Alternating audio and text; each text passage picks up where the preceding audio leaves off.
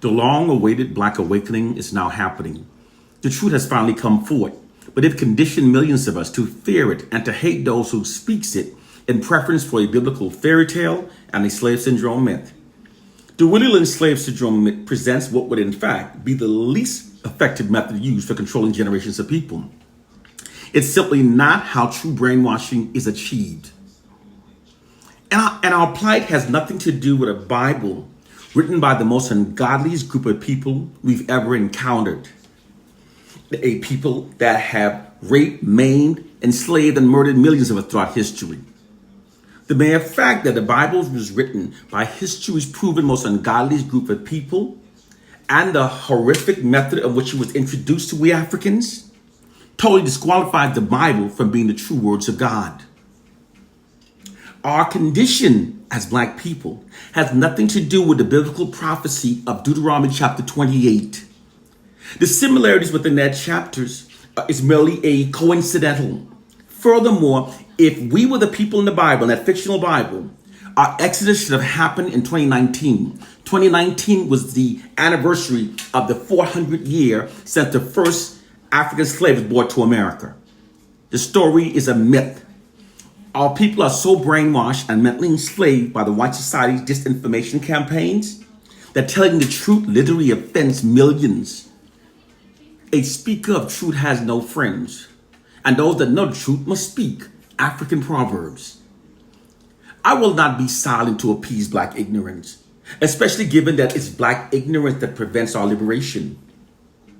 I would rather walk alone, teaching the truth of our plight and condition, even in the face of certain death, than to join those Black people that are so brainwashed by the white society that they cling to a biblical fairy tale and a silly slave syndrome that literally insults their own intelligence. Furthermore, in walking alone upon the path of truth, at least I would have spent my life in a worthy cause. So if I fail, at least I fail while daring greatly, so that my place will not be remembered among those of my people that are so mentally enslaved that they refuse to critically think for themselves. Therefore, they go from their cradles to their grave, having lived their entire lives never knowing truth. Therefore, their minds was never truly their own.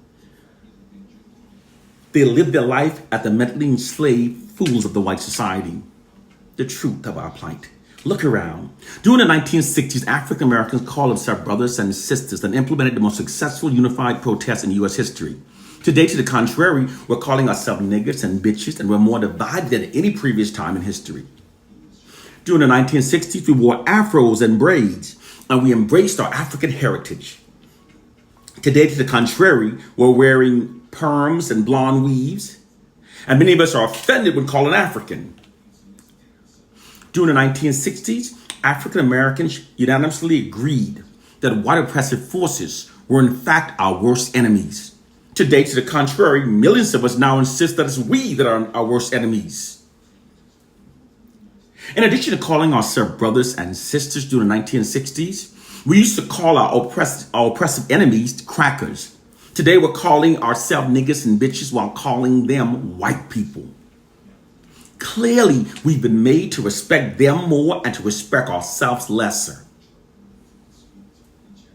In fact, nowadays, many African Americans insist that it's we that are our own worst enemies and reveres and defends Caucasians in spite of the horrific brutalities and atrocities they've inflicted upon our people throughout history. During the 1960s, African Americans yearned for Black liberation. Nowadays, whenever the topic of Black liberation is mentioned, many Black people respond by saying, man, I don't want to hear that Black shit. In fact, many African Americans no longer yearn for Black liberation. Most instead only merely wants a comfortable footing within the system of white supremacy. The African American culture also changed from declaring that Black is beautiful, being Black and proud, to now many of us are bleaching our skins and getting rhinoplastic surgeries to make our noses look more like Caucasian standard of beauty. African Americans are getting more nose jobs than at any previous time in history.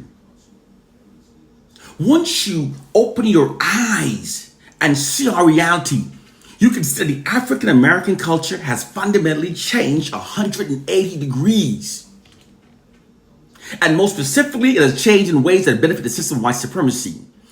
This noted mindset that clearly benefits the white society is far too widespread to be coincidental. It's by deliberate design. It's always by deliberate design whenever the oppressed changes in ways that are beneficial to the oppressors. It's never a strange occurrence whenever this happens. But it has nothing to do with a silly slave syndrome myth. If our current collective condition was truly connected to slavery, it would have been worse during the 60s and would have been less so today, given that our current generation is further removed from the era of slavery. But this isn't the case. The fact is we've worsened today than we was during the 60s. The fact that we've worsened proves that our condition is not connected to a slave syndrome. These noted changes in the African American culture are the deliberate result of something much more diabolically nefarious than a silly slave syndrome myth. The truth of our plight and condition is that white oppressive forces exploit their monopoly over information and media images that Black people systematically receives to socialize our minds to think in ways that are against our own self-interest and in ways that serves and protects the interests of the white society. Socialize is when the dominant oppressive culture exploits their monopoly over information that are systematically and repetitively fed into the collective minds of the oppressed, to manipulate the oppressed to think and behave in ways that are against our own interests and instead in ways that serve the interests of the dominant culture. This is what's been done to us. Through this socializing process, millions of Black people are thinking and responding the way they were programmed to think and respond. It's a programming that allowed the white society to continue the exploitation and subjugation of Black people without any Black resistance. Those Black people don't even know that their thoughts and responses are the results of a programming. And they fight fiercely against those of us who try to free their minds from the programming. This was achieved through an ideological subversion system that white social scientists and white propagandists deployed against the African American culture. It was implemented beginning in 1968, shortly after the assassination of Dr. MLK. Ideological subversion is an offensive psychological warfare tactic that uses misinformation and deception as a weapon to change people's behaviors and beliefs in ways that are against their own self-interest. This system is so effective that it negatively manipulates Black people to such an extent that despite an abundance of available information, no one is able to come to any sensible conclusion in the interest of defending ourselves, our families, and our communities. This socializing ideological subversion system is being reapplied and reinforced through the white society's monopoly over the education we're taught and the media images we see and the societal narrative we repeatedly hear. Here's why they did this. During the 1960s, African Americans' unified Black protests demonstrated against the U.S. was unprecedented. African Americans confronted on all fronts. It was confronted through civil disobedient tactics, militant means, nonviolent protests, and with Black lawyers pleading for equality within America's highest Supreme Court. African Americans' unified protest still remains unrivaled by any other group in U.S. history. African Americans had unknowingly proven themselves as being the greatest threat against the U.S. system of white supremacy. In the face of such unprecedented Black protests, FBI Director J. Edgar Hoover said that the unification of the American Negro was the greatest threat against the nation. To remedy what was then called the Negro problem, in 1967, President Lyndon Johnson put together a committee called the Kerner Commission. Their assignment was to study the Negro problem, find the cause of the problem, and then develop counter solution to handle it, to suppress it. In 1968, white social scientists determined that the unprecedented unified Black protest was caused by an elevated and unified collective Black self-esteem brought on by the emergence of the Black Pride movement. They also learned that while the white society, through their weaponry advantages of guns and cannons, were able to invade, colonize, and enslave we Africans, they, however, cannot win our loyalty or sustain peace with us indefinitely unless our minds have been manipulated to prevent us from seeking retribution against the white oppressor society. Because whenever people are oppressed for long durations, their collective aggressions toward their oppressors will continue to grow until acts of massive rebellion becomes inevitable. The oppressed always eventually rebels against the oppressors. This is an inherent response within the collective human psyche whenever people are being oppressed for long periods. This is what was happening among the African American population during the 1960s. White racism had reached a boiling point within the collective minds of African Americans, which resulted in that decade's unprecedented unified black protests. Those white social scientists logically determined that they could subdue unified black protests by keeping us demoralized, divided, self-loathing, and by keeping our collective aggression shifted away from the white society and redirected towards ourselves. It's being done to us through unrelenting media subliminal programming propaganda. The white media's unrelenting negative depiction of black people that amplifies the negative to the point that it distorts our reality is much more than just biased media reporting. It is actually a black racially demoralizing divide and conquer psychological warfare campaign. Demoralized divide and conquer is a method of maintaining control over a targeted population through constant and unrelenting demoralization in order to create self-hate and division between them. It is a well-proven tactic that has been used for centuries by oppressors for controlling the oppressed. Because when the oppressed are kept self-loathing, they're much more easier to control. People are easily controlled by the narratives they receive about themselves. When people constantly receive fraudulent negative information about themselves, they become very demoralized. When the oppressed are heavily demoralized, this makes them much more compliant with the oppressor's dominance over their lives. It makes them therefore much more easy to control. Furthermore, the constant and relentless demoralization also creates self-hatred and disunity, which attacks the core foundation of what bonds us as a people, and we can then be ruled over indefinitely. It doesn't matter that the propaganda is untrue. Most people will act upon it because they've all been given the same information about themselves. This psychological warfare system is deployed like a massive media marketing campaign that constantly subjects black people to receiving only the fraudulent worst narratives about ourselves. Presently, all narratives about black people are written exclusively by white people. This unfair scenario allows white oppressive forces to easily negatively shape how black people perceive ourselves collectively. Within this system, fraudulent black racially demoralizing propaganda is being pumped unrelentingly into the unsuspecting minds of the black population without being challenged nor counterbalanced with an equal amount of positive racially affirming information. It works upon the concept that the mind's perception can be altered by controlling the information given to it. Its weapon is the message that it carries and how it can, and the subliminal message that how it conveys black people, how it affects us in terms of our behavior. It conveys the message that black people are our own worst enemies. Moreover, that black people should admire, respect, and trust only whites.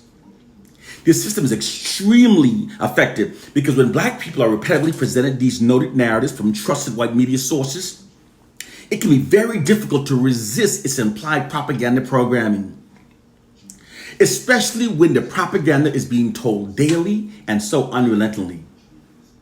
Its weapon is the demoralizing message that it carries and the way that it adversely affects black people in terms of our behavior. No group can be constantly inundated with negative information and not be adversely affected. None. With time being unable to refute the constant negative information about themselves, many black people eventually comes to accept it and internalizes it. The constant taunting of negative information and subconsciously affect how we perceive ourselves, creating division, self-hatred among us. This system of control shifts black collective aggressions away from the white society and redirected towards ourselves. The basis of this concept of warfare works by affecting subconscious minds of black people through unrelenting demoralization. It works by tapping into the immense power that shame has upon the human mind to mentally enslave millions of black people. Those black people who do not critically think and question the validity of all information that they receive from white sources become mentally enslaved while never noticing their mental change. This is all possible because people are like computers. All you have to do is keep giving certain information every so often to a targeted population, and you can persuade an entire generation towards an implied objective. And again, it doesn't matter if the information presented is untrue. Most Black people will act according to the information because they've all been given the same disinformation about themselves. This psychological warfare system provides the white society with a more proficient method for subjugating and controlling Black people than the stuff of the past, the more blatant methods of the past. Because for unlike the blatant racist tactics used in the past that Black people could easily identify and therefore develop counter strategies against, this system is not easily recognized or easily comprehended by many of its Black victims. This psychological warfare system works so well, in fact, that it not only makes Black people more compliant with white dominance over our lives, it in fact in many cases makes us prefer white dominance over our lives. It is at the root of the profound feelings of self-hatred and division that affects Black people. It's the reason why Black people walk around all the time speaking negatively about our race, negatively all the time, making negative generalizations. Those negative thoughts have been embedded into our minds by the white society's monopoly over information that we receive. The oppressed will always believe the fraudulent words about themselves, as Franz Ferdinand say. Now here's how they've turned many African Americans against Africa. During the 1960s, African Americans began strongly embracing an African identity. Many started declaring our love for Africa, started wearing afros, braids, dashikis, giving ourselves African names. African Americans' allegiance towards Africa was very strong during the 1960s. White social scientists determined during the 1960s that millions of African Americans had developed a romanticized view of Africa. Furthermore, that this romanticized view of Africa fueled the Black Power and Black Pride movement. They also determined that African Americans' allegiance towards Africa hindered the growth of Black patriotism towards the U.S. They concluded that in order for African Americans' allegiance toward the U.S. to grow, that our allegiance towards Africa had to be eroded. To meet this objective, white propaganda designers were hired to turn Africa into a source of shame and humiliation for millions of African Americans. They achieved this by constantly inundating African Americans with media images of war-torn, famine-ridden, rapidly literate, disease-stricken Africa. By only showing the poorest parts of Africa, this manipulates millions of African Americans to feel grateful for the enslavement of our ancestors. Because the perception has become that slavery benefited us. It rescued us from the backwardness of Africa. This increased Black allegiance towards the U.S. and dissuaded us from pursuing any reparation we're still owed because we feel indebted to the white society for enslaving us. Some Africans have been so heavily demoralized by the humiliation of the white media's depiction of Africa that they'll now accept any fable that allows them to claim themselves to be anything other than African. This is why many African Americans have embraced the false narrative that we're not Africans. Although countless millions of us have taken DNA analysis that have scientifically proven our African origin. Psychologists call this disassociation. It's a defense mechanism that evolves to put a distance between themselves and the white society's negative depiction of Africa. All long-term demoralization, psychological warfare campaign leaves damages to its targeted population. The running from Africa's origins are part of that demoralization. This propaganda campaign also prevents African Americans from pursuing reparation we're still owed because we feel that the enslavement of our ancestors benefited us. We perceive it as more of a rescue mission that delivered us from the terrible place of Africa. This is why we revere our Holocaust as more of a rescue mission. This psychological warfare campaign breaks down African Americans' sense of Black racial heritage and allegiance towards Africa, thus meeting the white ruling elites' divide and conquer objective. Because when Africans are divided globally, we lose our numerical advantage and we'll lose all hopes of defeating global white supremacy. The more recent ideology that we African Americans are not from Africa, but are instead of true Native Americans, is also created from is a false propaganda campaign designed to divide us from Native Africans. That false ideology also divides we African Americans from the true indigenous Americans. When two oppressed people are divided in the U.S., this makes white supremacy stronger. They're also subjugated to miseducation. The education system's failure to provide black people with a racially affirming curriculum, as it routinely does so for white students, that's a tactic also being used. Because for a ruling class to maintain its position of social dominance over its oppressed population, they must condition the oppressed from a very early age to accept their own subordinate status and to adhere to the authority of the dominant society. To do so, the education given to the oppressed from a time that their minds are young and most impressionable must be the type that denies them of a racially affirming education. When the oppressed population are denied a racially affirming education, this psychology conditions them to accept their subordinate status within a society dominated by their oppressors. In fact, when the oppressed are denied of a racially affirming education, even the brightest among them may have little of any hope of mentally extracting themselves from their assigned low dominated position within the society. This is what's being done to black people during our education development. It's the true reason why black people learn more black racially affirming facts from each other than we do so from within our schools. Through their monopoly over information that black people systematically receive, white oppressive forces have brainwashed millions of black people to think in ways that serve and protect the system of white supremacy. It's literally a mental enslavement system. Don't be fooled. If Caucasians were truly superior, they wouldn't have to distort so many facts, tell so many lies, and work so hard behind the scene to handicap and subjugate those who they claim are inferior. The first step towards freeing your mind from white mental slavery begins with remembering that the white society has never earned the blind trust of black people. They merely brainwash us to believe that they have. They especially don't have the credibility to control what we believe about ourselves, because they've been telling negative lies about black people for more than 400 years. We must train our minds to always remember this fact whenever receiving information that comes exclusively from the white society. The additional step towards freeing your mind from white mental slavery begins with remembering that it's our worst enemies that are controlling what we believe.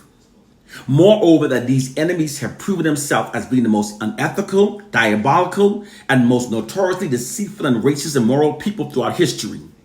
Whenever such a group of people are controlling information that we receive, they'll always feed us lies that manipulates our collective minds in ways that benefit themselves.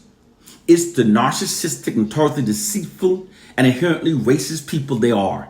It's the way they've always been, and it's the only way they know how to be.